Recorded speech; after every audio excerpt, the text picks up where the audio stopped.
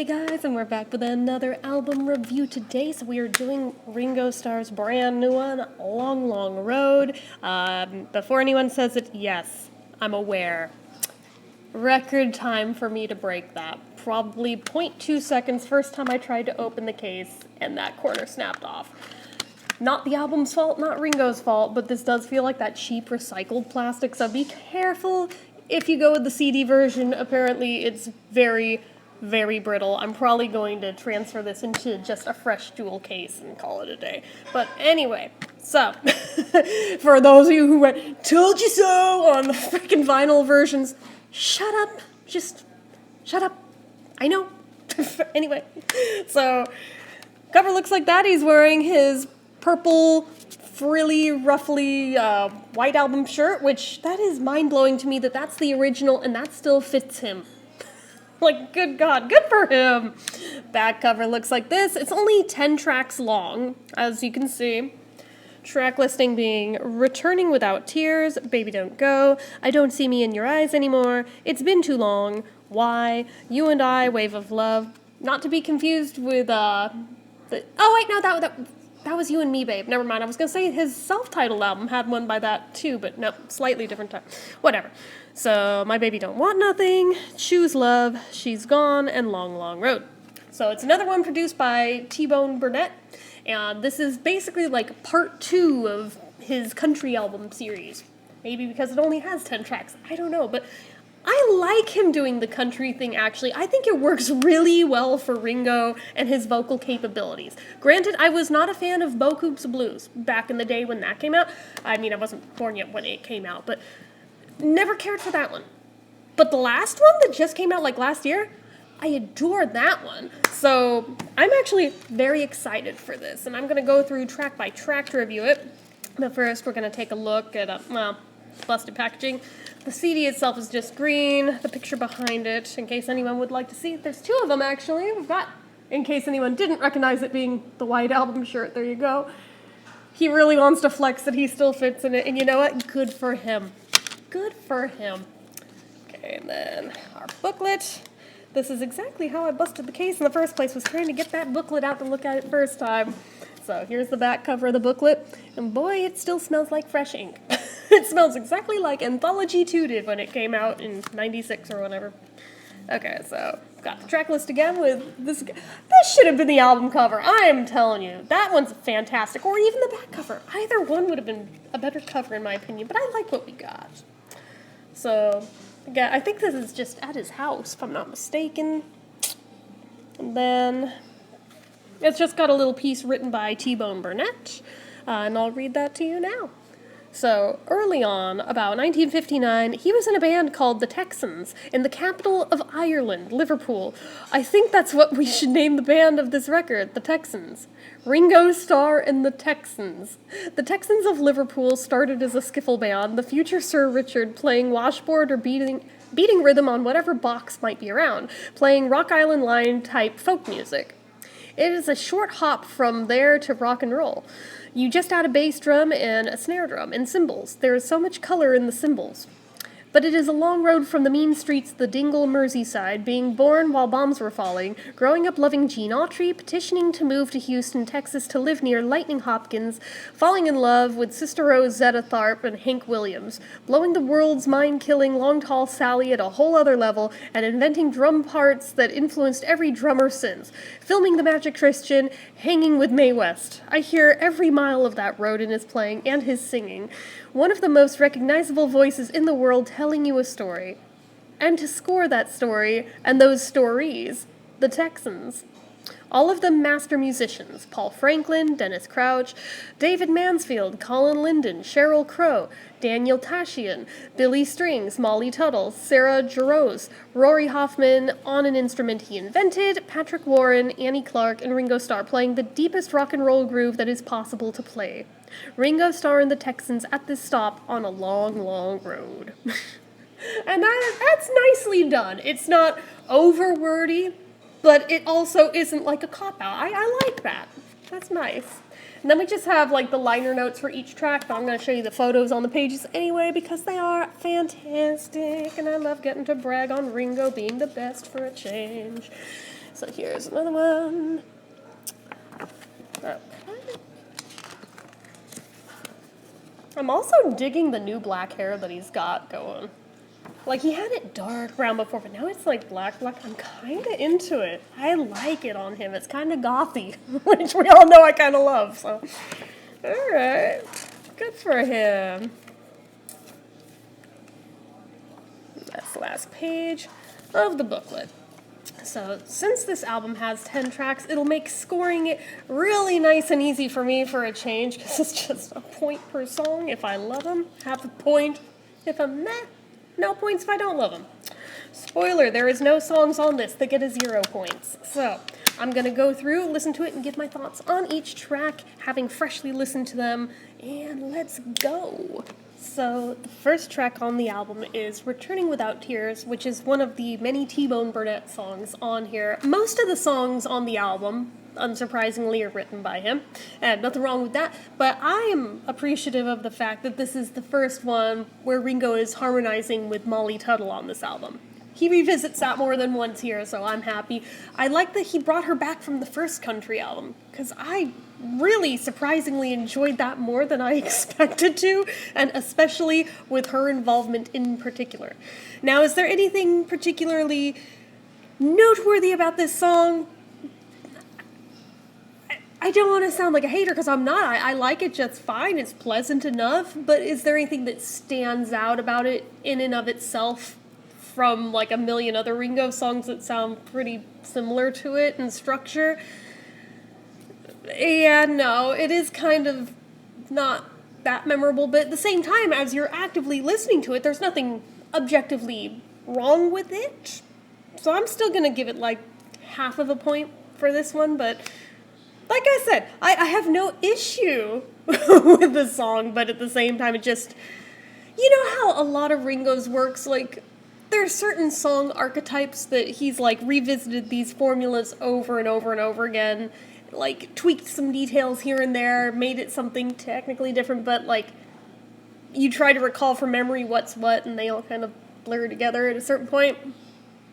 I'm not a hater. I'm a Ringo girl, okay? But even I can admit that's the thing. This is kind of one of those.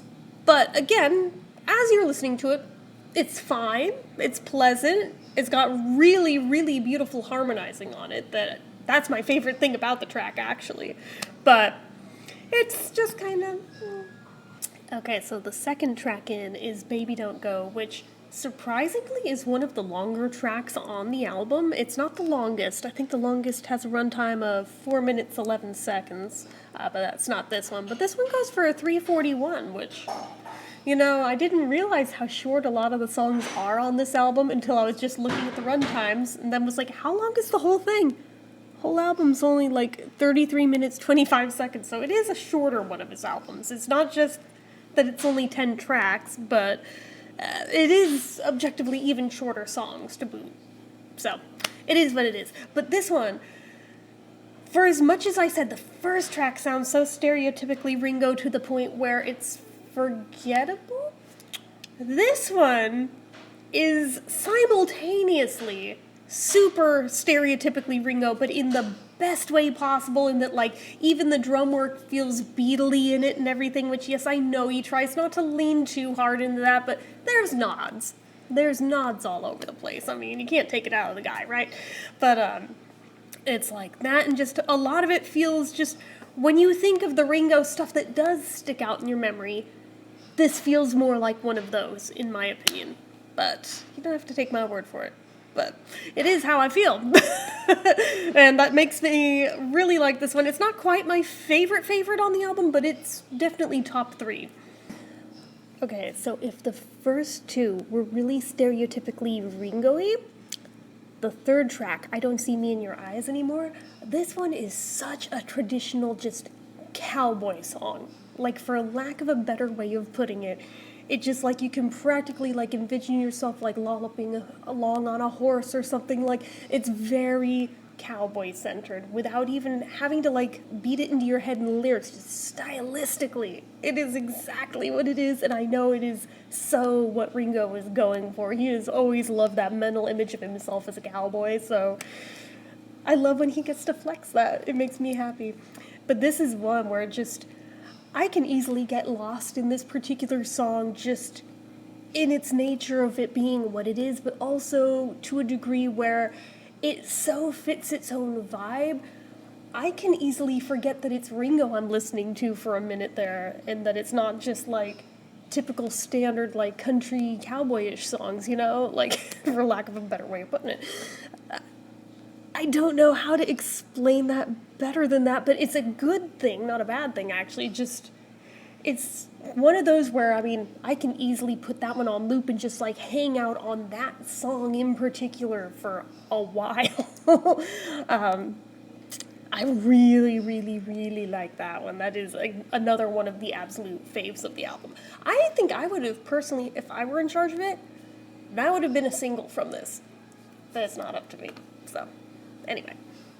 Okay, fourth track in is It's Been Too Long, which is another T-Bone Burnett song, and another one with Molly Tuttle singing on harmonies, as well as, what's her name? Sarah Jarosz. And this one, unfortunately, like that other, it's very mid. It's very repetitive in its lyrics as well as stylistically throughout it.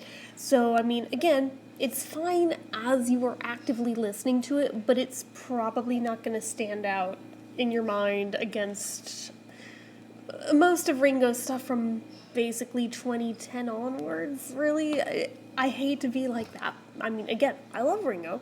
Taking nothing away from the guy. But I'm being objective, and I am making observations as I see them. Now, I do like that this one, in addition to the country flair it's given, also has some 60s flair throughout it, in like some of the little sound effects towards the end of the song. It's just like, I'm not sure if they're actually sitars or just meant to evoke kind of the thought of a sitar, but there's definitely something in that sounds very psychedelic sounding, not overwhelmingly so, although there is a track later on in the CD that kind of is. But it's still nice. So, another one where I'm going to give it half a point. So the fifth track is called Why. Just the word why. And if you look up the lyrics before listening to this song, I almost guarantee you are going to mentally expect a very different style of song than what you're getting, because lyrically, it almost reads as like a sad, moody poem.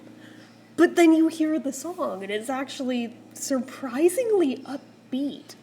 So I'm like, oh, okay. Again, I like this one a lot, but it is very, very simplistic in the lyrics to where I'm surprised this one isn't the one with the Ringo written lyrics. It's actually the next song that is. I would have put money on it. It was this one if I just went by lyrics alone, but I stand corrected. So, but it's not a bad thing. It does make it easier to learn the words, right? But ultimately, is it anything super noteworthy? No.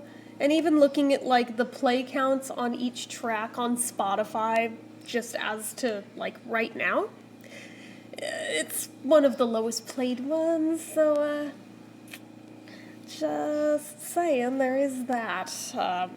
Usually you can get a good gauge on where the best songs are on an album on Spotify if you look at like what the top played tracks are, but that doesn't always work, because sometimes it's the hidden gems that sneak out and really grab you, right? So, anyway.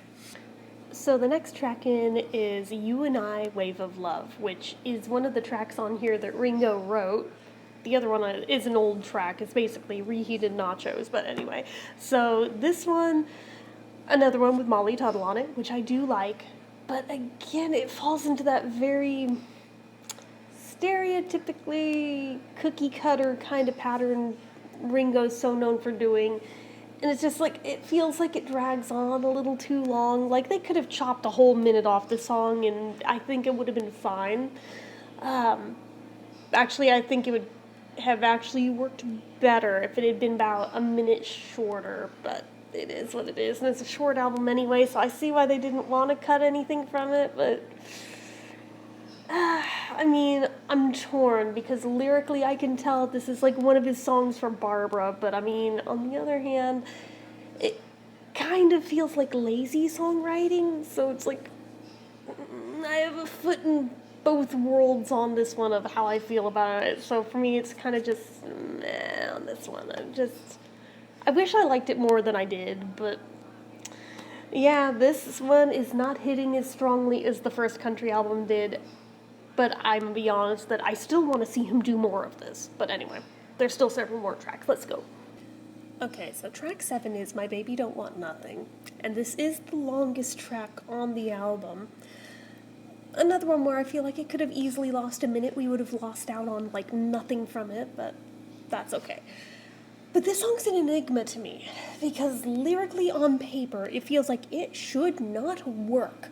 It feels like the laziest, beat you in the face with very just... It's primitive rhyming. It feels like something an elementary schooler would write is a poem. And I'm not saying that as a diss, I am saying that as an observation. Yes, I realize not every song lyrically has to be like the most eloquent, flowery thing ever. No, I'm not saying that in the slightest. I am just saying, looking at the lyrics of this on the page, as opposed to listening to it in the context of the whole song. On the page, shouldn't work. As a poem, I would probably fail at if I were a teacher, just because I'm like, you gotta maybe interject a little bit more in between the rhymes to make it flow a little better. But then you hear it in the context of the song, it's like, well, wait a minute. Hold on here. Maybe it's because of the pacing of the song being kind of medium to slow tempo as is. It feels like it's spaced out more so than it would if you're just reading the lyrics. So I'm like, clearly they are the professionals, I am not. So they know what they're doing. But I'm just mind blown at, wow, okay, in the song it works. On the page, no. So, I don't know.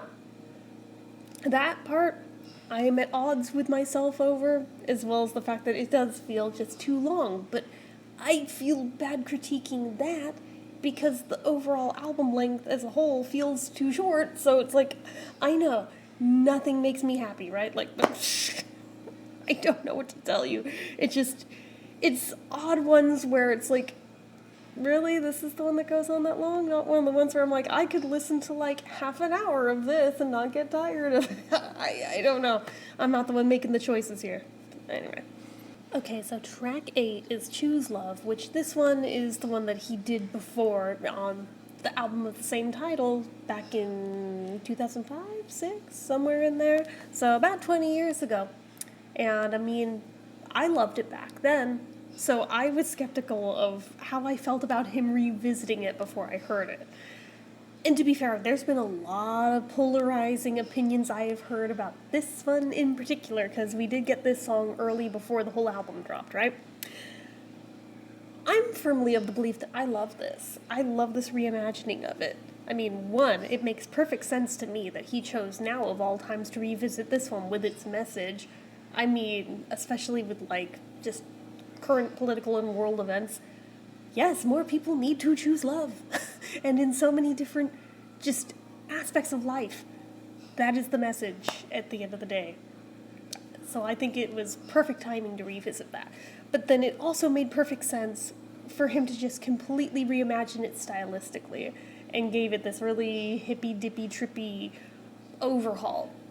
Because now it's evoking things like Tomorrow Never Knows, it's evoking things like the flutes in Strawberry Fields Forever. Obviously, lyrically, there's a lot of nods to different Beatle references throughout it, so that's intentional. For me, I mean, it's one of those tracks where it mentally gives me the image of, like, if you've ever been to a Yes concert, you know the Butterfly People. If you don't know the Butterfly People, it's like the hippies who get totally blasted out of their brains on God knows what, and they're all like dancing around, their arms out, spinning around in circles, and a lot of them have like the flowy capes or the shawls on and things, you know, butterfly people. So I I was so bummed when I saw Yes that there was no Butterfly People that night. But anyway, my mom said it was the only time I've ever been to a Yes concert that there weren't Butterfly People. Of course, it's the night you went. If you don't know what I'm talking about, envision Stevie Nicks. Same kind of thing. Same kind of thing. So anyway, that's the kind of thing it evokes my head listening to this new reimagined version of it. So I actually think both it makes sense thematically, it makes sense with like all the nods to the Beatles songs lyrically, that he would then also reimagine it genre-wise to feel kind of like a Beatle thing too, without being so obnoxiously over the top with it. Like, I think it hits the Goldilocks zone of where it's just different enough, but also just samey enough to feel really comfy, like putting on like your favorite sweater. Like, I don't know. But I personally really like that. It feels like such a cheater thing to say that's my favorite on here, because it's not even originally from this, but this version is, so I mean, I don't know. But for me, I think it is the fave. Cheater answer or not. Okay, second to last track, I have to talk quiet because it's like past midnight. It's called She's Gone, and pretty much the title tells you everything you need to know about it.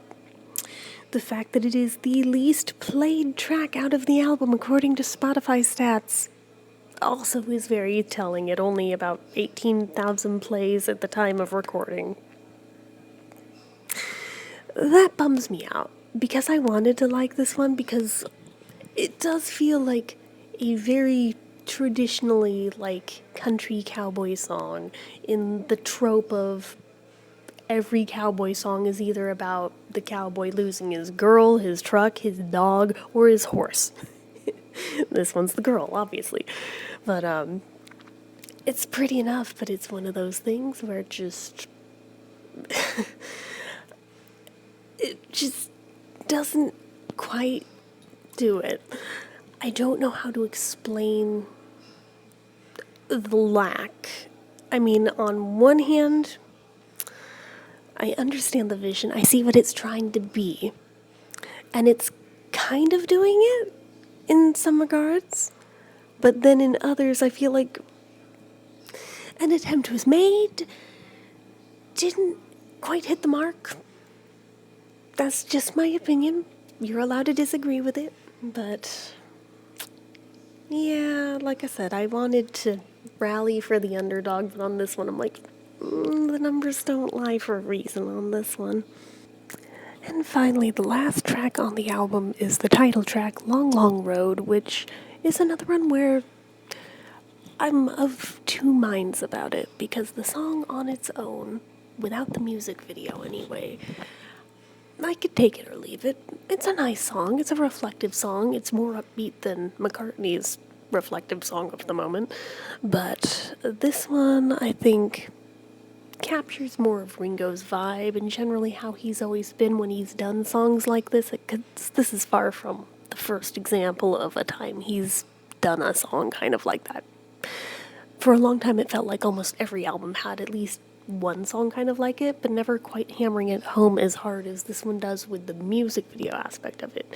However, speaking of that music video, once you add that to it, now it takes it next level to where it's like a full multimedia experience, and you really get the full vision of what he was going for, and it really does just give it that extra push all the way to where I think it's actually a really good song when you have it in the right context.